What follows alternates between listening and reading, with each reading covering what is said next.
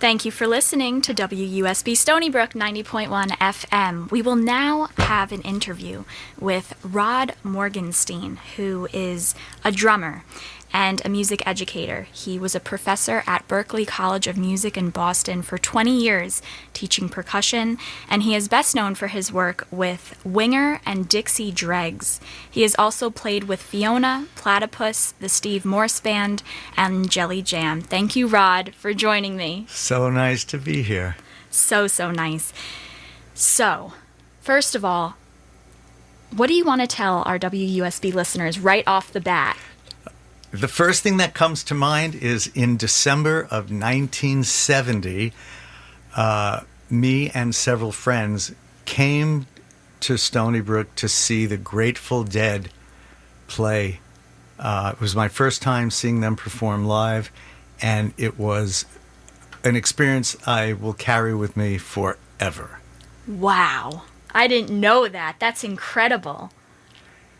And the concert was incredible. And funny enough, years later, starting maybe right around the year 2000 or 99, I joined a band called Jazz is Dead, which, the name is kind of silly. Jazz is Dead. It doesn't mean jazz is dead. It means jazz musicians playing their interpretations of the Grateful Dead's music. And it was a thrilling experience to join the band. I wasn't the original drummer. Billy Cobham, who's one of my biggest influences, was the original drummer, and when he left, I had to fill his shoes, which was terrifying, in part also because the bass player was one of my favorite bass players from the groups Weather Report and the Billy Cobham George Duke Band, Alphonso Johnson. So it was amazing to play with one of my musician idols that I used to go see when I was younger. Right, absolutely. And then on top of that, I want to mention that with Vic Firth, you essentially invented headphones. Okay, so what happened was it's about 31 years ago where after 10 or 15 years of coming off stage after a concert, my ears would be ringing terribly, but I knew I'd go to sleep, wake up the next morning, and the ring would be gone. Well, in the first week of August 1991, in the midst of a 100-city Winger Cinderella Bullet Boys tour, I came off stage, my ears were ringing horrendously, and when I woke up the next morning, the ringing was still there, and it's been there for 31 years, which is it was a terrifying feeling, and I don't wish tinnitus, which is the ringing of the ears, I don't wish it on anybody. Because you can't escape it no matter where you go, whatever you do, the ringing is there. And so at some point, around when the ringing started, I was giving drum lessons in New York City at a facility called the Drummers Collective, and a student handed me a pair of gun range headphones and said, "Hey, Rod, these might come in useful for protecting your ears when you're practicing." So I thanked him, and I started using the phones, and I liked the way they reduced the decibel level of a drum set by 20 some odd decibels, and I liked the way it made the drums sound very bassy and crispy. So then I was getting ready to record a new Winger record, and I had to work on music, and so I took a pair of what we called Walkman headphones. They were these little cassette and then CD players, but they had little headphone, and I'd put the headphone on upside down, so under my chin, and then put the shooting range headphone over it, and I was able to monitor the music at a much quieter level to learn it. Because with a traditional headphone, you have to blast the music and the click track that we record with in order to overcompensate for how loud the drums are that you're playing. Guitarists have the luxury of sticking their Marshall cabinet in a closet down the hall, and they sit in a beautiful control room and they monitor their distorted guitar sound at a very quiet level. Well, a drummer can't play their drums in another room. The drums have to be right in front of you. And so after using these gun range headphones, listening to music at a quiet level for several weeks or months, I had an epiphany one day where the thought hit me, oh my goodness, what if the speakers could be in the gun phones? Brilliant. I'm going to try and change the world. So I thought I had the greatest idea, and I brought it around from company to company, every headphone company and microphone company, companies that were in the electronic side of music. And they all said, Rod, why don't you stick to what you do best? You're a good drummer. We don't see there's a market for it. So then I decided to bring it to the companies that I was an endorser of. And when I sat down with Vic Firth, who was the namesake of Vic Firth Drumsticks, of whom I was an endorser, he and his VPs looked at each other and said, you know what, Rod? You might be onto something. And so it's coming up on probably 20 years that the headphones have been available, and they've probably sold 1 million of them at this point. And I know Steve Gadd has used them. Sure. And oh, yeah. who else? Well, Steve Gadd is also, he's a fellow endorser of Vic Firth Drumsticks, and so I'm sure many of the drummers who are at least in the Vic Firth stable of drummers use them, of course, because I'm not the only drummer that has hearing issues or the problem of needing to hear a click track when I'm recording, and it's universal. And many drummers have hearing problems, and all drummers should be concerned with it. And if your ears are not ringing yet, do what you have to make sure that it never comes to that. And for our listeners, what tips do you have? Public service announcement right now. Wear earplugs at loud concerts. Right. Oh, my goodness. Keep volume down, right? In the 31 years that I've had the ringing in my ears, I have always worn some kind of hearing protection when I perform. Whether it's just foam earplugs that you can buy at your local drugstore, or the isolation headphones or in-ear monitors. It's so important for not just drummers, but for all musicians to take hearing very, very seriously, because when you lose it, it doesn't come back. Right. And if I remember, for listeners out there, I work with Steve Gadd, and we have the original in red, but Steve wanted them in black. So do you remember that? Sure. When the black ones came out? The original isolation headphones came in red. And then within a year or two, we switched it over to black. Black is the cool color, and I think Steve's drumsticks were black. I don't know if they still are. Yeah, he likes black.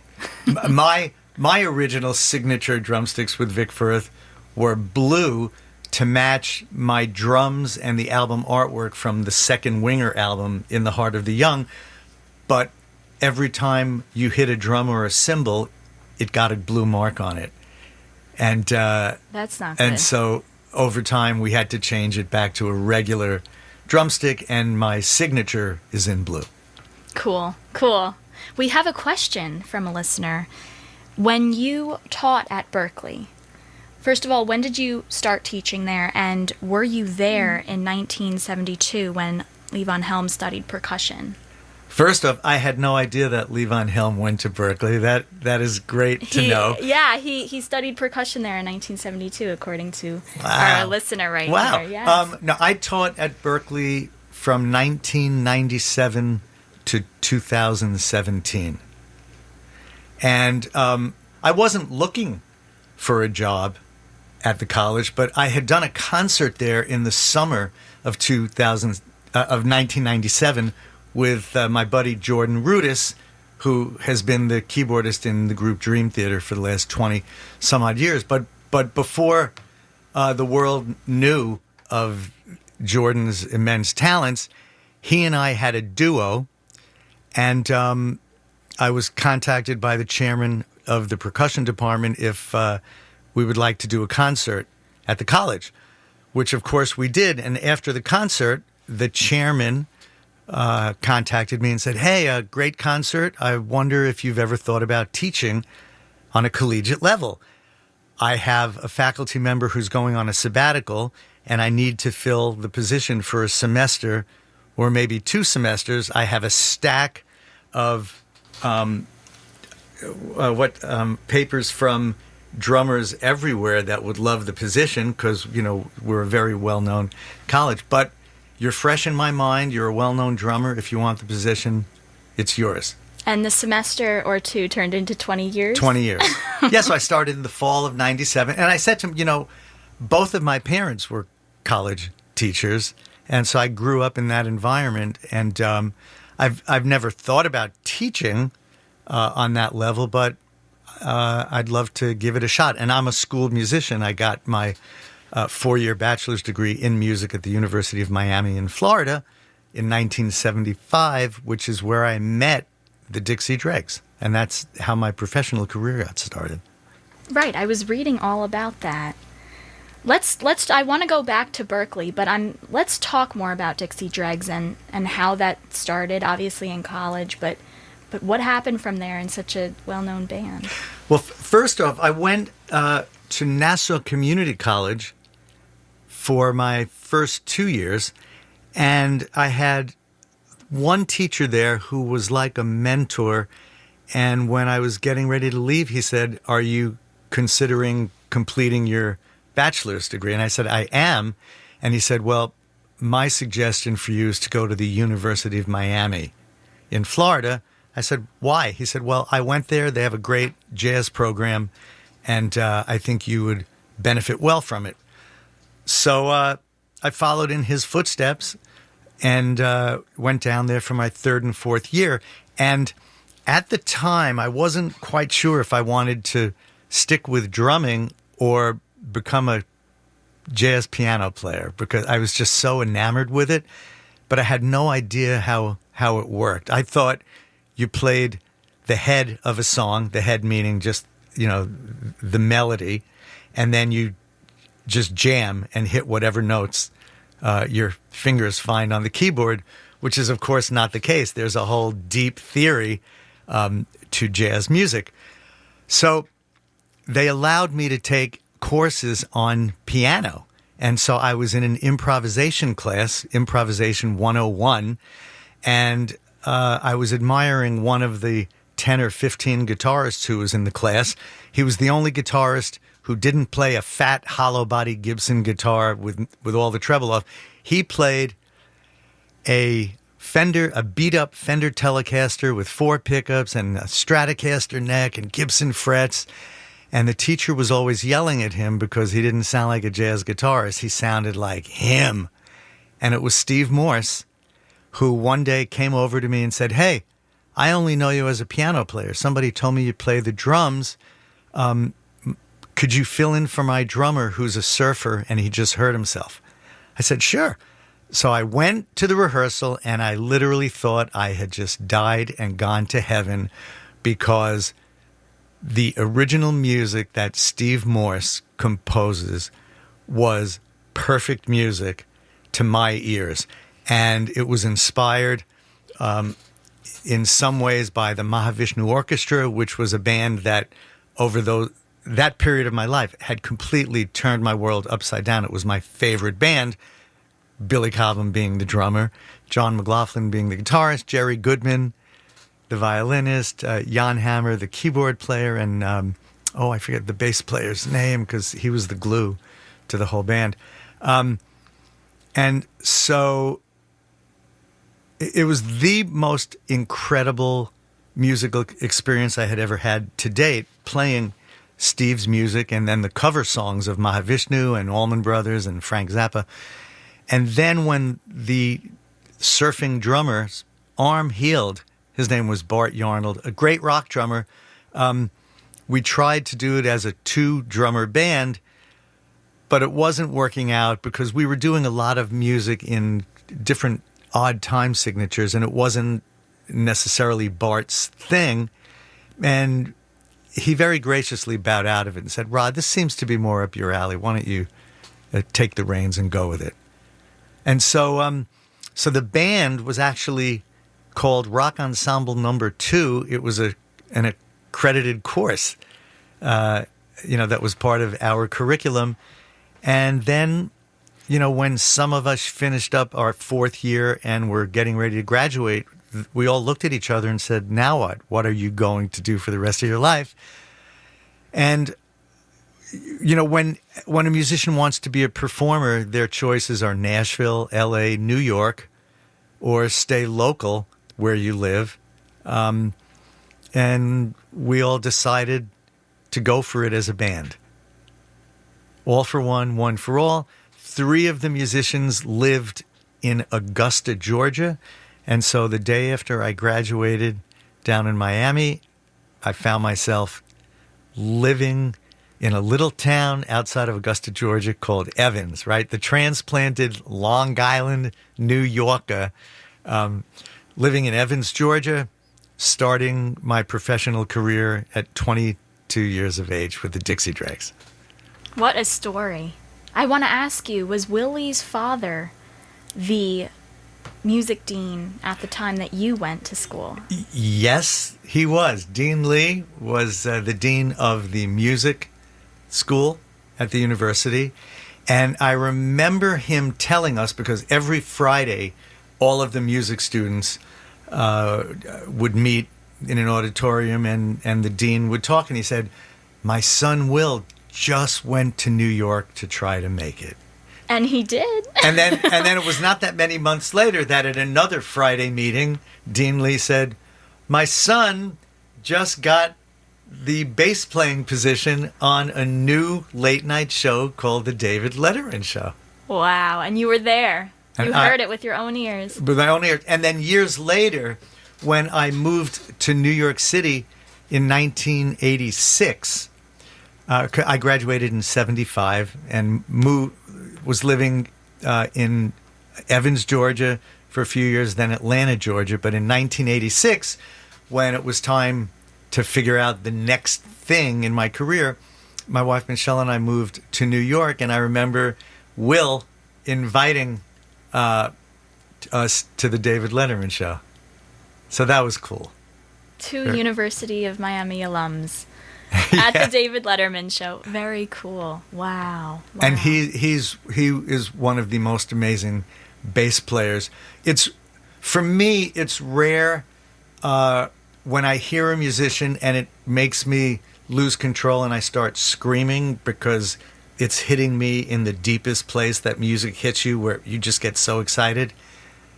He's one such bass player. I remember when they go to commercial break on a TV show, the band starts playing, and they just started playing a shuffle, and listening to Will go zoom, dum, dum, dum, dum, dum, dum, dum, dum, dum, dum, dum. It was so beyond perfect, I started screaming. It's worthy of that. Well, before Letterman, Will was on Saturday Night Live, 24th Street Band. It's really a history.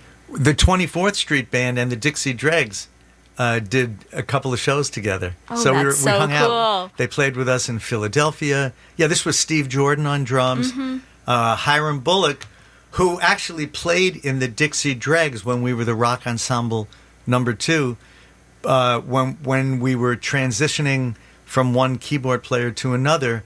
I take it back. Hiram played bass with us. Really? Until Andy West, the bass player of the Dregs, came down to Miami. So Hiram was this nonstop, in-demand working guitarist playing all like the Broadway shows that would come down to the Miami area. But yeah, he played bass with us for a semester or 2. And, just like a wonderful musician. And I'm trying to think, in 2002, Winger was reforming to tour with Poison and Cinderella for a summer tour. And right around that time, I got a phone call from Hiram's bass player, Frank Gravis, who I played with when we were students at the University of Miami. We played with this local guitar hero, Mike Gillis. So Frank Gravis and I played in his band.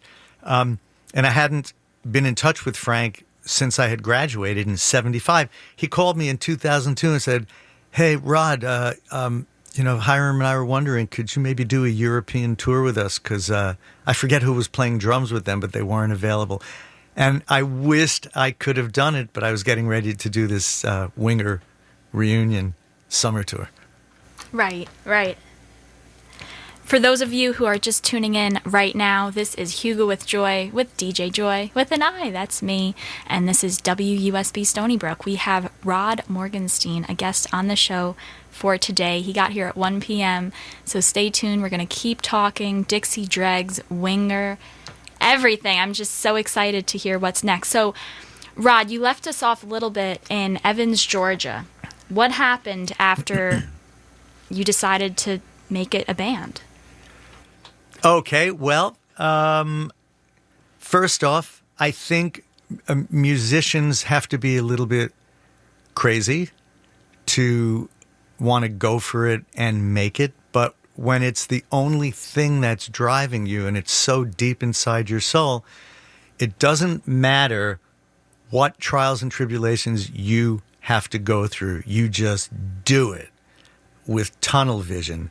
And so back in the mid-'70s, the way things worked was, at least in the South, which is where we were working out of, sight unseen, there were club owners around the southern states, so the Carolinas, Georgia, Tennessee, Alabama.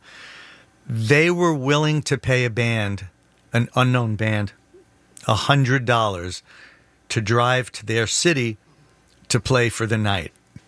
And so the five of us hitched a trailer to the back of a station wagon and threw our gear in the back, and we would drive anywhere from 100 to 500 miles to then unload all the gear out of the trailer, spend the 2 hours or however long getting it into the venue, setting it up, doing a sound check, and then playing anywhere from 3 to 4 sets of music until the middle of the night, and then reversing the process, tearing everything down, getting it in the trailer, and then being paid $100 for the effort. Now, For the whole band? for the whole everything. Wow. Then, before we'd play the last song, our bass player would get on the microphone and say, hey, of the 5 people that were left, because most of the people came to see the Dixie Dregs, who they assumed were a country band, and we were anything but. We were this instrumental band of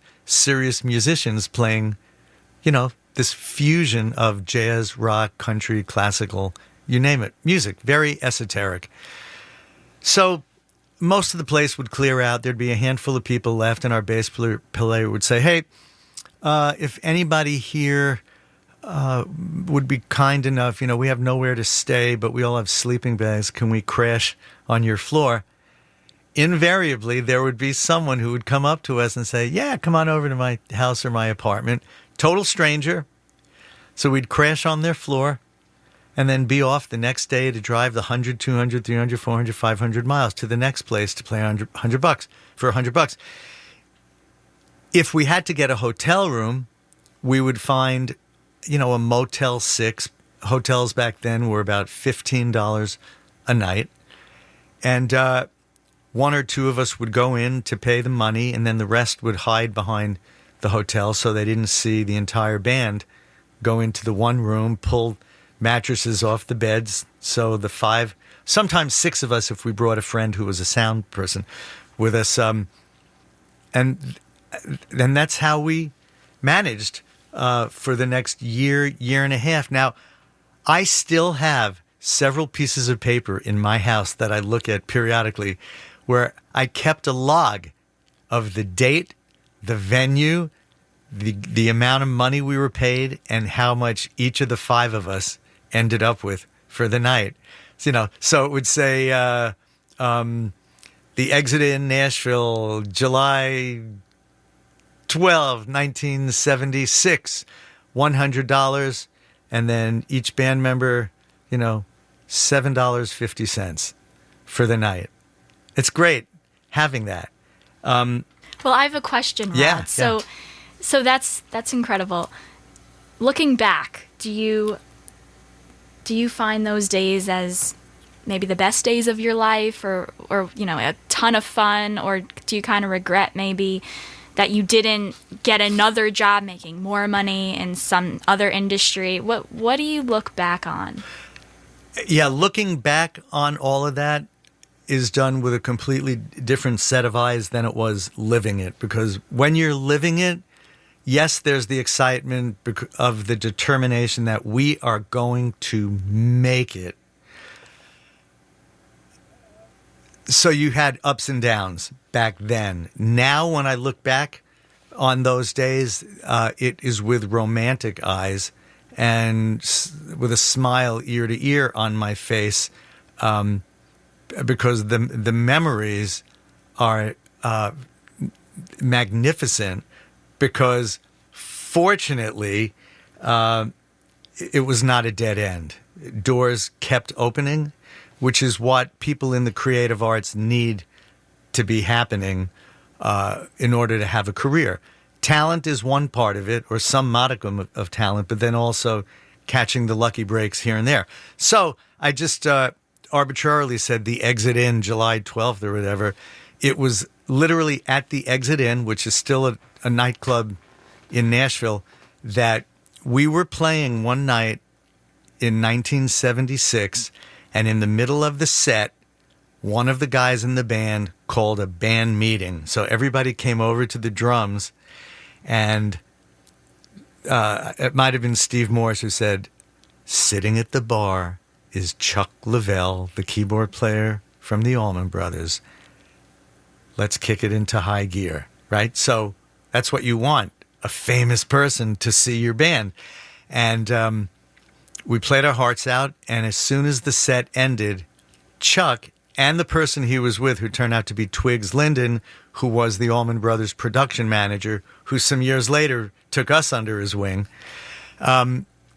they came over to us and they said, "Who are you guys and where can we buy your records?" And we said, "We're the Dixie Dregs. We don't have a record deal. We're trying to get one. We don't know what you're supposed to do." And he said, "First thing tomorrow morning, I am calling Phil Walden, the president of Capricorn Records, which is the label that the Allman Brothers are on. He has to hear you guys. He's going to sign you." And we said, "Thank you so much."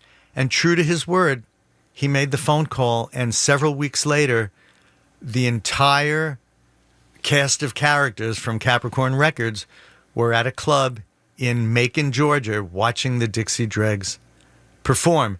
And Chuck Leavell, fortunately, was in town. The Allman Brothers were not on the road when we played in Macon, and Chuck came up, and we played the song Jessica with him.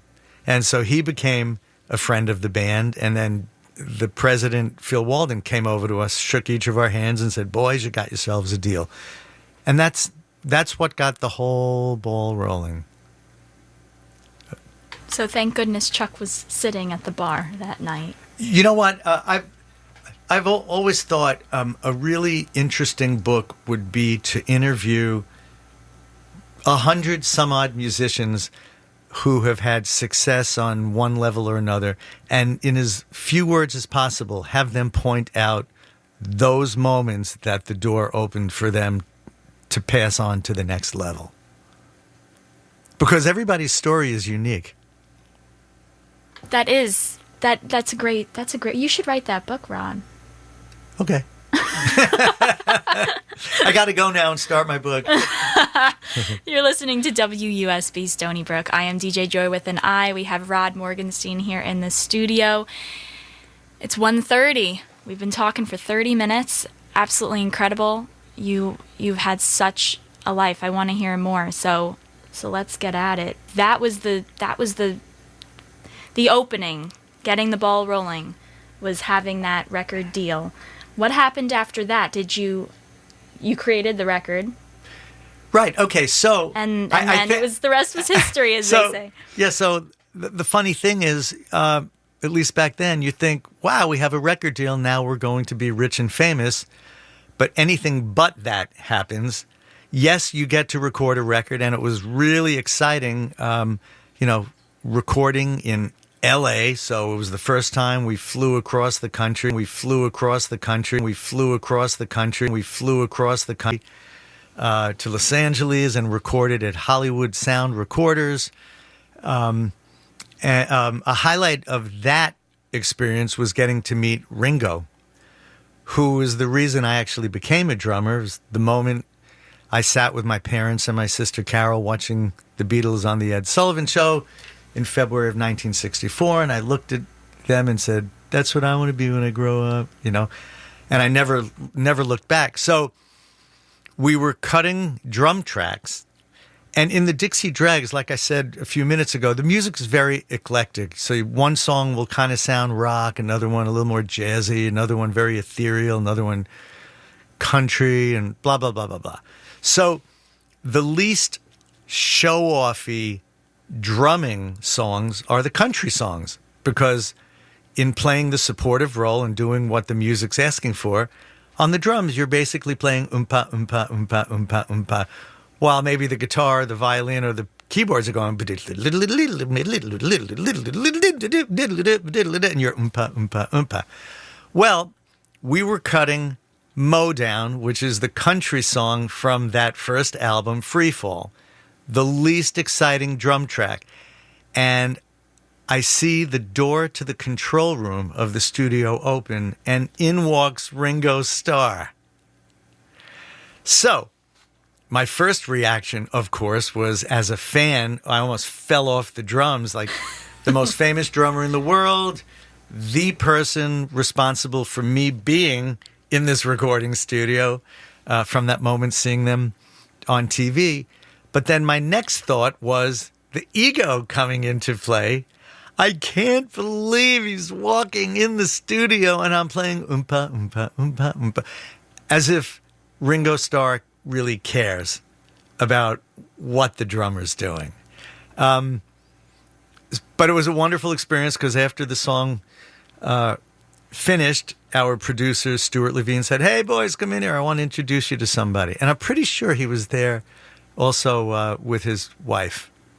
And so it was very exciting for all of us to meet this iconic figure. And how was the meeting? He was lovely. Lovely. Down to earth and very. And kind. Yeah, a very nice, sweet man. Ringo Starr. Ringo Starr. So can I tell a follow-up story to that? Please do. Okay, so that was December 1976, actually, because we really lucked out going back to the Dregs, playing the clubs for $100. We maybe were on the road for a year, starting in the fall of 1975, and it was about the fall of 1976 that Chuck Leavell and Twigs Linden saw us play at the Exit Inn, and by December of 1976, we were in L.A. recording our first album and meeting Ringo that day. So that was 1976. Fast forward to maybe 2010. I was back in L.A. recording a drum loop project with Ken Scott, who had been the engineer and producer of the Dixie Dregs' second and third albums, What If and Night of the Living Dregs. Ken Scott is an Englishman whose career started as a teenager when he got a job as the coffee boy at Abbey Road Studios, and by the time the Beatles were recording the White Album, Ken was the head engineer of that. And then he went on to record Elton John and David Bowie. And then Ken engineered and produced all of the breakout albums of the supergroup fusion bands, Mahavishnu Orchestra, Stanley Clark's first album, Billy Cobham's Spectrum first album, Jeff Beck, There and Back, everybody. And so we were so excited to work with him back in 1977 and 78 on the Dixie Dregs second and third albums. But I'm now fast forwarding to working with him again in 2010, about 12, maybe 13, 14 years ago. Ken contacted me and said, Rod, I'm I'm doing an enormous drum loop library, and they asked me to contact 5 or 6 of the drummers that I've worked with in my career. So I have Terry Bozzio, Billy Cobham, Simon Phillips, Woody Woodmansey from, I believe, was it Supertramp or David Bowie? I'm mixing up the drummers, but it was the drummer from Supertramp and David Bowie, I believe.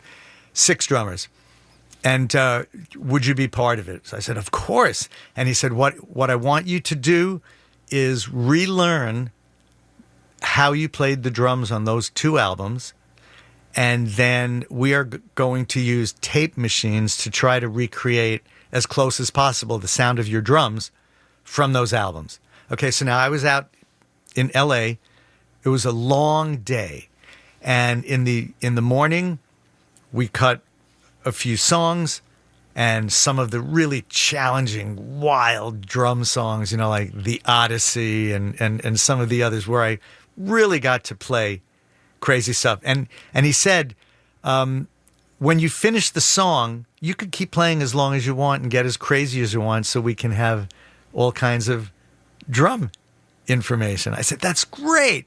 So we took a lunch break, and during the lunch break, I don't know how it came up, but I told the Ringo story of meeting him and how upset I was that I was playing oompa, oompa, oompa, oompa, right? So Ken and everybody's laughing at the story, and now we're back in the studio. So Ken said, you know what, Rod? You just ate. Let's ease back into all the playing. Why don't we start with the country song, Gina Lola Breakdown? Okay, so it's do do do do do do do do do do oompa oompa oompa oompa oompa oompa oompa. We're cutting the drums, and the door to the control room opens, and who walks in? Keith Emerson. So I had the same reaction. Oh my goodness, it's Keith Emerson, one of my idols, Emerson, Lake and Palmer. And then I can't believe I'm playing Oompa, Oompa, Oompa. Right, so I finished the song. They said, hey, Rod, somebody wants to say hello. Keith comes out into the recording room. We say hello. And it's actually on YouTube. If you type in my name and Keith Emerson's name, it's so funny because I tell him how I just told the Ringo story, and he found it very funny. And just as an aside to that, Keith said, I said to him, hey, Keith, I'm not sure if you remember, but at a NAMM trade show a few years back, Jordan Rudess and I, we opened for your band. And he went, oh, speaking of Jordan, do you know on his new record, he does a version of Tarkus from ELP? And I went, I absolutely am aware of it because I'm the drummer on it. And he said, you're the drummer? It was so funny. So funny. But that was a very exciting moment for me. It doesn't matter what age you are. When you're a musician, there's still the kid inside you. And when you meet your idols, you may as well be 16 years old. Still thrilling. Never goes away. I can attest to that. 100%. Yes, 100%. There's nothing like meeting an icon. Someone that you've been listening to. And that's what's so interesting about artists, is that you feel so intimate as far as the connection you have with them by listening to their music and hearing their thoughts really through all of those notes. You feel like you know them in a way. You read books about them, newspaper articles, you watch movies about their biographies, and then you meet them in person and it's like, oh my gosh, I know you, but you don't know me. I'm just one of your millions of fans. So it's funny how that relationship works. It sure is. It sure is. I feel so fortunate that through the years I have had the opportunity to meet a handful of those people that I looked up to from, when I was a young kid. Who else have you met? One of the biggest thrills for me was meeting Robert Plant. Okay. And It was very funny. He was on tour doing the Raising Sand record with, why can't I think of her name? The wonderful country female artist. It'll come to me, but to make a long story short, Winger's tour manager from the early days, Rick Fullner, was the tour manager. Alison Krauss was the tour manager for the Robert Plant Alison Krauss tour, and he got me these wonderful tickets, and then he said, "Rod, at the end of the show, just come to the stage door," and I went in, and I kind of was chatting with some of the musicians in the band who were Nashville's greatest musicians. It was one of the most beautiful concerts I'd ever attended. And so Rick, the tour manager, introduced me to Robert's assistant, who was this lovely English woman.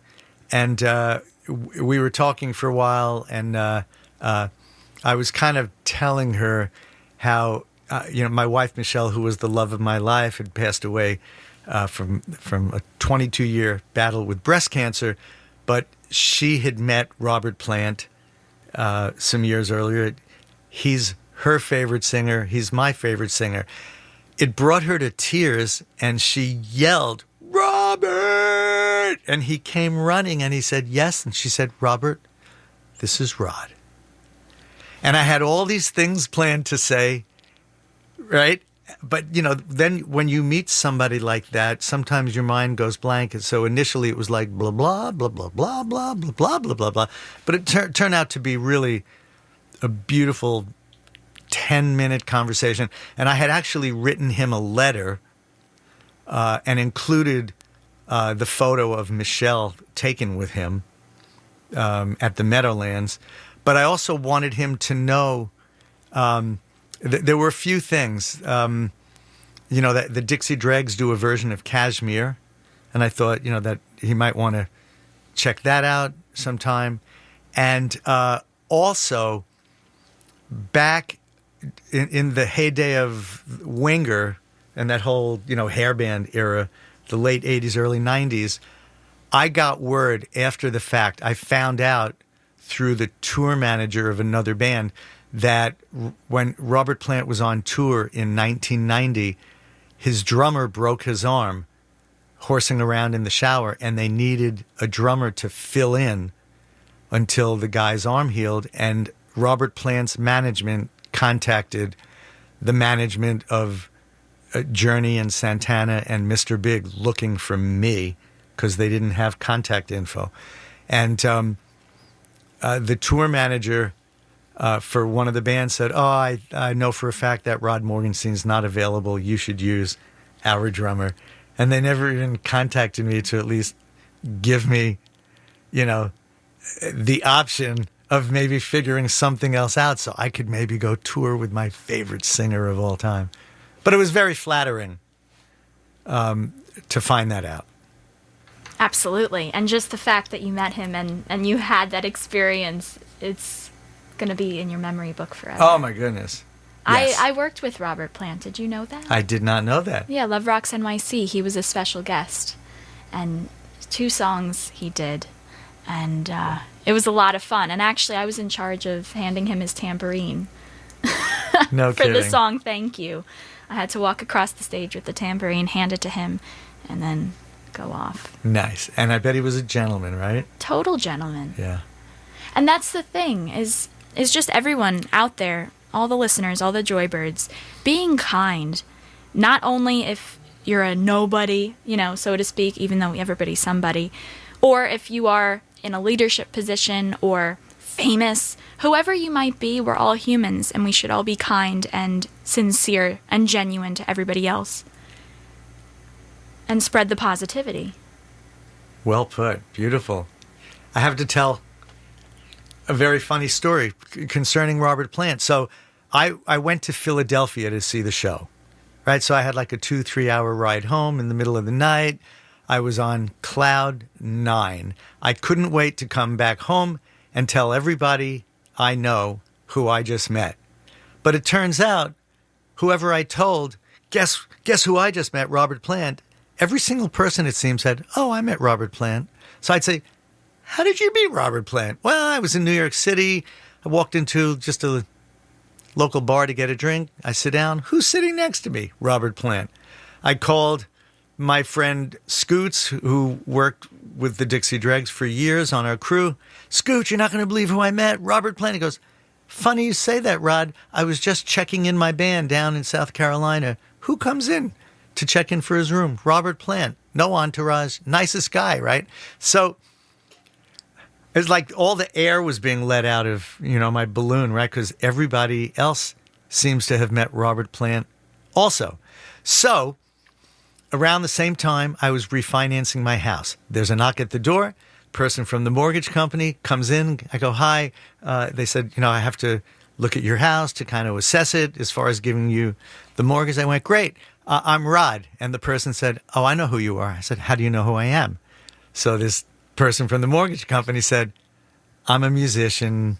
I know who you are. In fact, he comes into my kitchen and he sees the photo of Michelle with Robert Plant because it was on my refrigerator. He goes, oh, I met Robert Plant. I went, how did you meet Robert Plant? He goes, you're not going to believe this. Some years ago, I was in a Led Zeppelin tribute band, and one day, me and one of the other guys said, let's just fly to England and find Robert Plant so we can meet him. They flew to England, and they went from pub to pub to pub, starting in London, just asking people if they knew where Robert Plant lived. And it led them from town to town to town to the middle of the UK. And in one such pub, somebody said, oh, Robert Plant? Yeah, go out of the parking lot, go a mile down the road, take a left. That's his estate. They drove to his estate. There was no security anywhere. They knocked on the front door, and there, eating an apple when he opened the door, was Robert Plant. And he said, can I help you fellas? And they said, yeah, we blah, blah, blah, blah, right? We just wanted to meet you. And he said, come on in. And he hung out with them for an hour in the dining room. So apparently he's one of the most approachable, iconic figures on earth. And it's so great knowing that. That is wild. What a story. And you tell it so well. Wow. Wow. That's beyond. Yeah. Okay, so after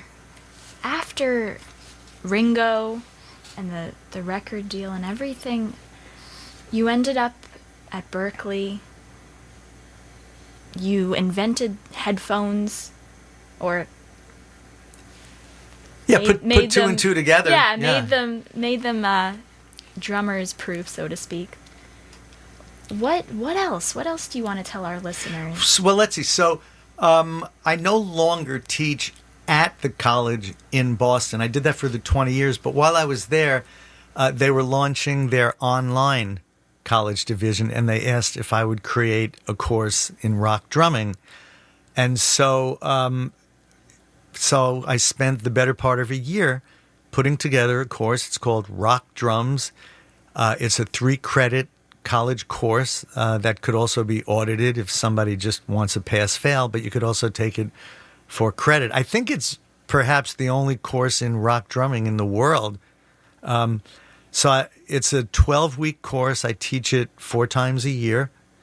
And I get to meet people from all over the world that are not able to, say, travel to Boston to study.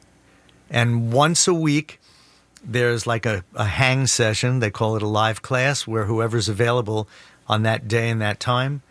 I'm sometimes speaking to someone who's coming from their apartment in China, and somebody else, from Argentina, and then somebody from New Jersey.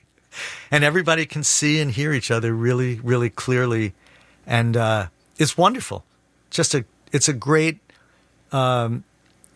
addition to the various things that a musician can do. And then also, I started a business with a partner who is out of Michigan.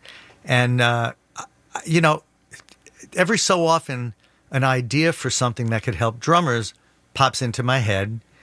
And ideas are a dime a dozen, but getting them from the idea to a fully ready, to market product can take years. And so I've had the idea for a series of drum tools that help drummers with the handful of issues that drummers have. You haven't loosened the wing nut on your cymbal stand in 10 years, and you can't loosen it by hand.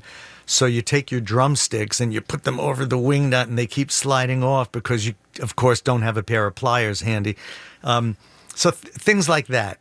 And so I'm any day going to see what hopefully will be the final prototype of the first two tools that will sometime this year find their way, into the marketplace. And it's very, very exciting because the idea for these tools, has been with me for 30 plus years. And finally, I think within the next 2-3 months, it will begin to happen. So just wanted to mention that. Very, very exciting. Congratulations on that. Thank you. Thanks. Yeah, that's really cool.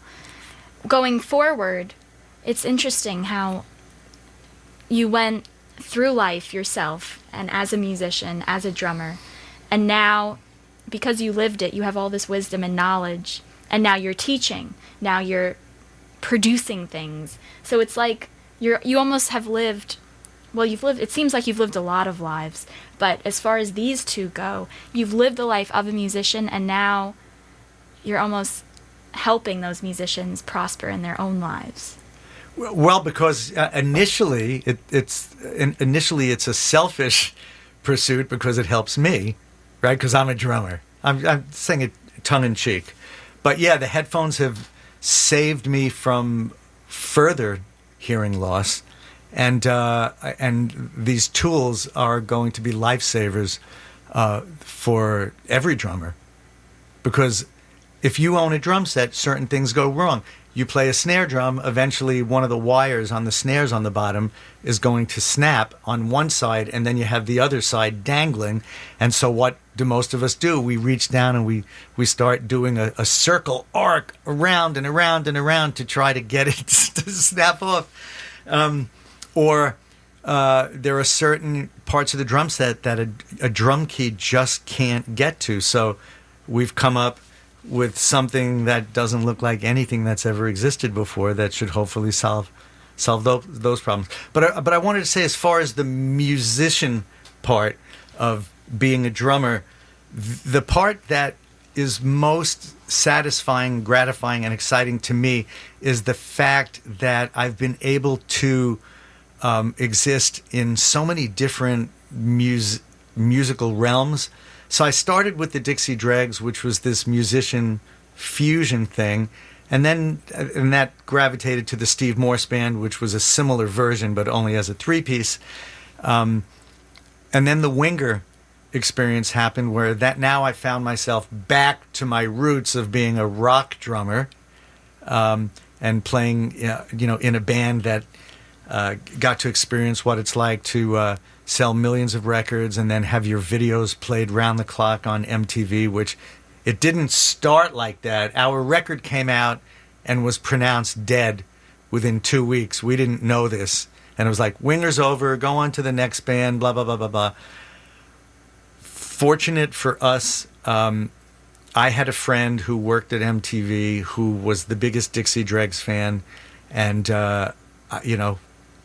he kind of helped a little bit in trying to get the Winger videos to get a little bit of play. But then, once people saw them, it started to sell the records, and then you watch how everything unfolds, where a snowflake turns into a snowball, and then before you know it, it's an avalanche. As long as the record sells, radio stations keep adding it, and MTV keeps playing it. And if radio sees that, this is back when MTV was a rock video channel, everybody fed off each other, and so I got that experience. But beyond that, getting to do this jam band thing with Jazz is Dead, where we play the music of the Grateful Dead, and I remember when I joined it, with Winger and the Dixie Dregs, you work out a drum part and you sort of play the drum part every time you play the song. In Jazz is Dead, the jam band philosophy is different. It's like, whatever you did last night, don't do it tonight. If we played Dark Star last night, we're not playing Dark Star tonight. We're going to play Uncle John's Band. And find out who you are as a musician, fall on your face, take chances, because when you take chances, sometimes the most magical things happen. And so I was terrified at first, because it's like, wow, I've never just bared my heart and soul, to a live audience, but here goes. And it became the most rewarding musical experience imaginable. And then the other things, the Jelly Jam is like power pop with the guitarist from King's X and the bass player from Dream Theater, Ty Tabor and John Mayung. And then my duo with Jordan Rudess is just this crazy over-the-top instrumental progressive music.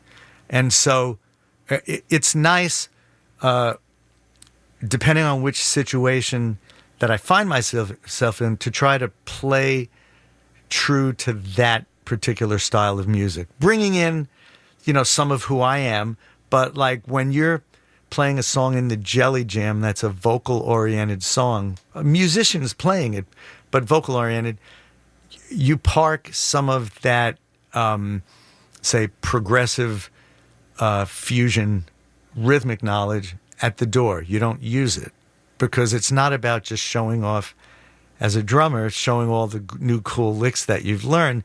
It should always ultimately be about playing for the song. Right, locking in and giving that space instead of just filling it with your own. Absolutely, 100%. Talk to me about space, because I think it's not really talked about a lot. It's always about how you're going to fill that space, but giving the space is very, very massive. Sometimes it's what you don't play that can be deafening. And it's the space between the notes or the rests that you leave that can make the notes that much more important. Drummers have a tendency to overplay. And when you overplay, you're going to lose the plot. And so, there's that saying, it's KISS. If a drummer comes to their drum set and they see those letters written out large on their floor tom, it means keep it simple, stupid. And, there's a reason for that. It's because for whatever reason, drummers like to add in more than is often necessary. And it's interesting, because in this rock drumming college course that I teach, the first 3 weeks are all about getting back to the heart and soul of what makes rock and roll, and in particular rock drumming, tick. And in listening to about 10,000 pieces of music to find musical examples, I discovered the same bass drum and snare patterns played over and over and over in thousands of these songs from the 50s, 60s, 70s, 80s, 90s, and the last 20 years of the new millennium. And so there has to be something to be said for these quarter note and eighth note, very basic kick snare patterns. And so I keep driving home the idea that we have to respect simplicity. Simple doesn't equal stupid. I went through a period of 10 or 15 years thinking that. Like, if I understand a song when I'm hearing it the first time, that's stupid. But it's not stupid. It's that this is a different kind of music. It's not over-the-top, crazy, progressive music, which is also filled with merit if it's done well. But take each style of music for what it is and respect those elements that go into each one. And if it happens to be a kind of music that's just very basic, then that's okay too. Right, exactly. The simplicity. Thank you, Rod. So, Rod Morgenstein here at WUSB, live in the studio on Hugo with Joy.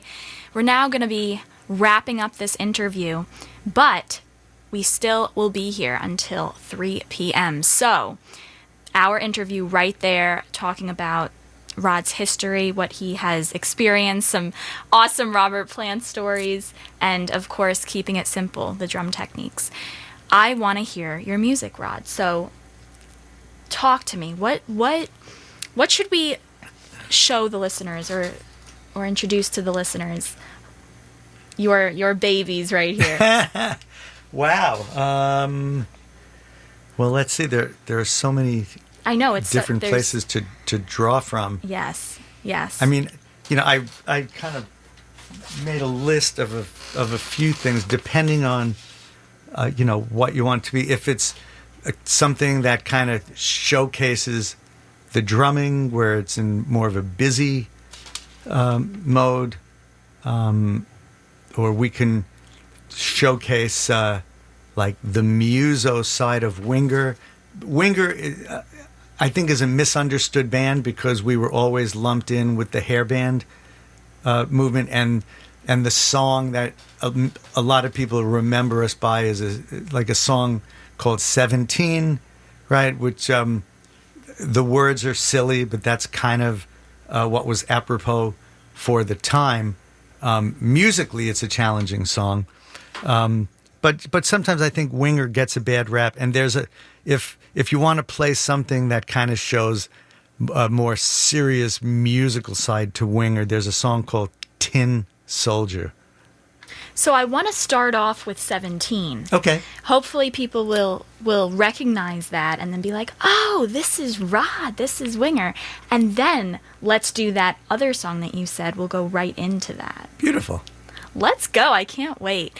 You're listening to WUSB. I am DJ Joy with an I. Let's listen to 17 by Winger. Rod Morgenstein here in the studio.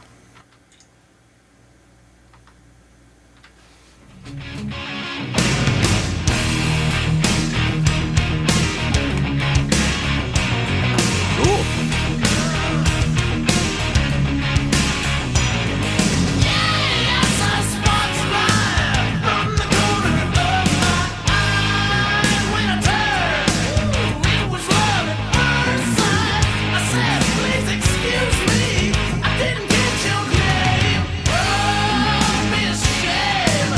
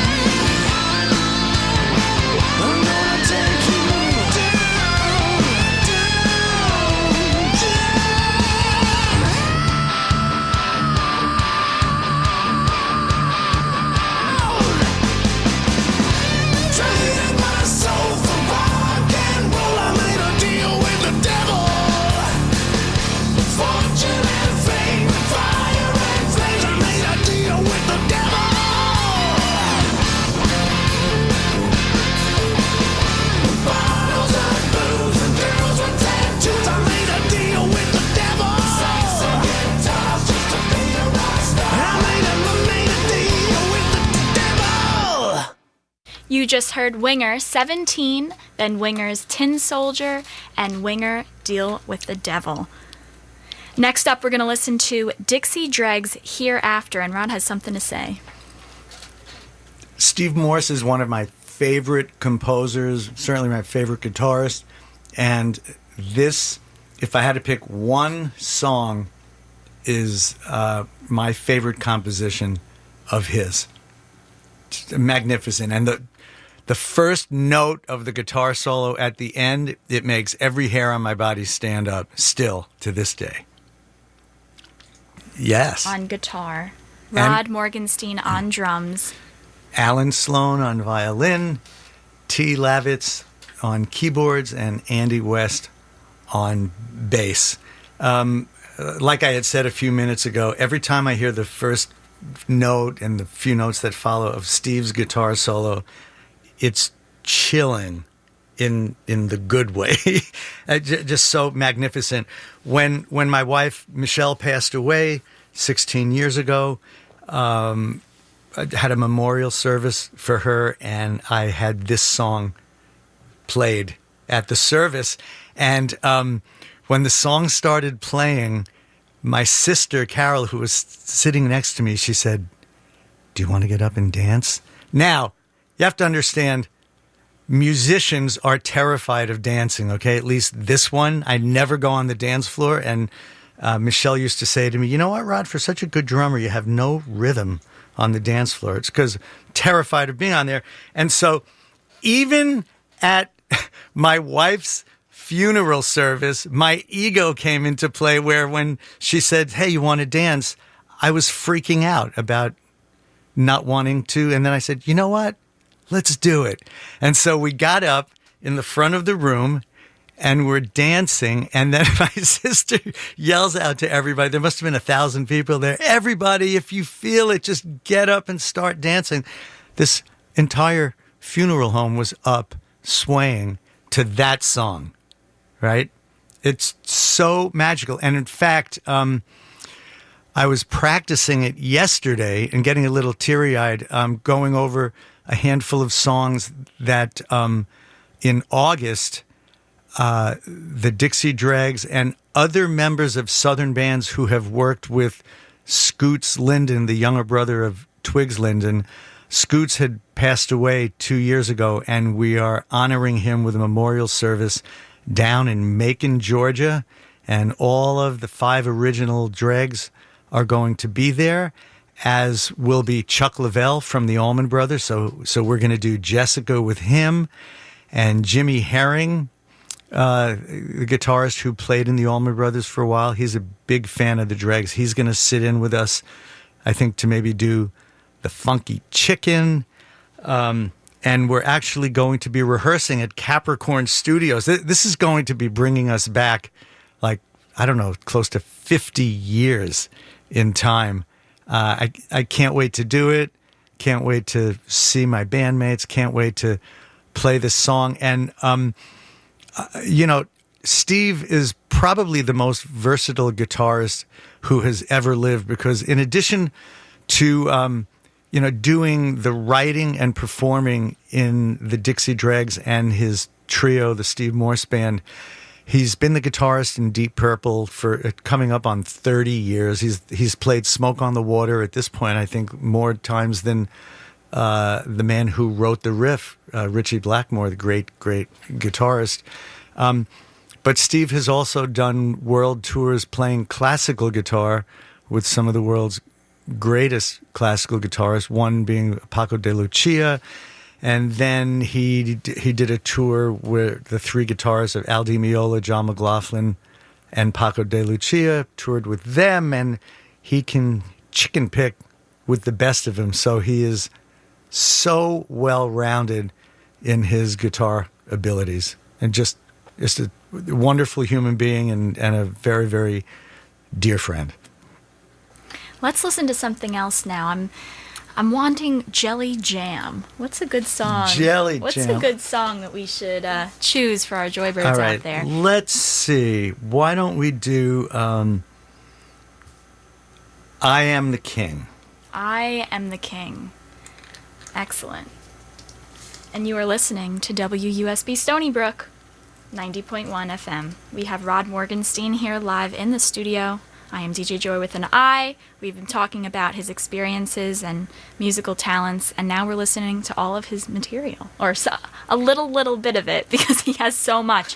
And what I was saying before, when we were listening to Hereafter by Dixie Dregs, Rod just taps into all of these little musical, huge musical pockets where he spans genres just so eclectic and so incredible that he can just do it. Let's listen to I Am the King by Jelly Jam. And then actually we got a request, which I'm thinking we will do after this one, Rock and Roll, Led Zeppelin. We have a listener who wants to hear your input on Bonham's playing. So we're going to listen to that after I Am the King by Jelly Jam. Stay tuned.